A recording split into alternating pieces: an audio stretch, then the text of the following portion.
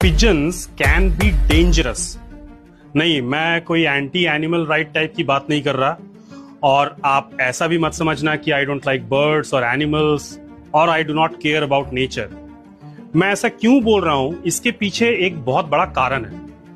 आप मुझे बताओ, आजकल शहरों में कबूतरों के अलावा और कौन से बर्ड्स आपको दिखाई देते हैं? आजकल शहरों में हाई राइज बिल्डिंग्स के बैल्कनी, टेरेस, इवन एसी के आउटडोर यूनिट्स में नेट या स्पाइक्स लगा हुआ दिखना काफी कॉमन बात है। तो अब एक तरफ तो हम इन पिजन्स से परेशान होकर ये नेट वगैरह लगाते हैं, और दूसरी तरफ हम में से कई लोग उन्हें दाना डालते हैं। हम अक्सर ये सोचकर उन्हें दाना डालते हैं या खिलाते हैं कि इससे हमें पुण्य मिलेगा, हम दूसरे जीव जंतुओं की केयर कर रहे हैं। लेकिन क्या आपको पता है कि कभी कभी अननोइंगली हम उनके साथ साथ खुद को भी नुकसान पहुंचा रहे हैं?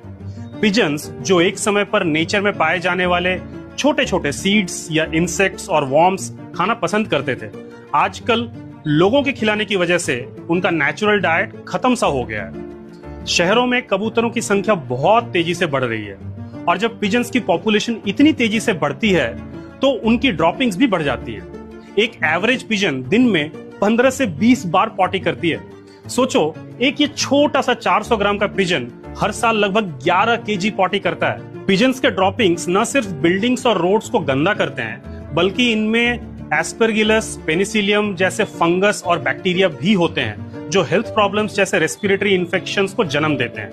ये ड्रॉपिंग्स सूख कर हवा में डस्ट बन जाती हैं और हम सबके लंग्स तक पहुंच जाती हैं। इसलिए पिजन से जुड़े हुए लंग डैमेज के केसेस भी बढ़ते जा रहे हैं। पिजन ड्रॉपिंग से फंगल इन्फेक्शंस जैसे हिस्टोप्लाज्मोसिस, क्रिप्टोकोकोसिस और सिटिकोसिस हो सकती हैं।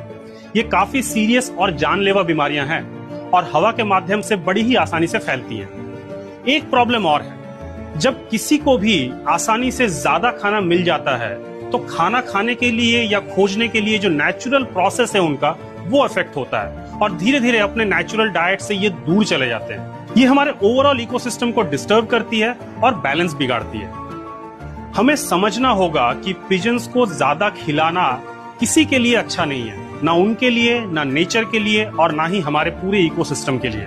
पिजन्स को फीड करने की जगह हमें उनके नेचुरल डाइट और इकोसिस्टम को बैलेंस करने पर फोकस करना चाहिए, और इन बीमारियों से बचने के लिए अपने आसपास सफाई रखें, पिजन्स के ब्रीडिंग ग्राउंड को क्लीन रखें, और प्लीज उन्हें खाना खिलाना अवॉइड करें।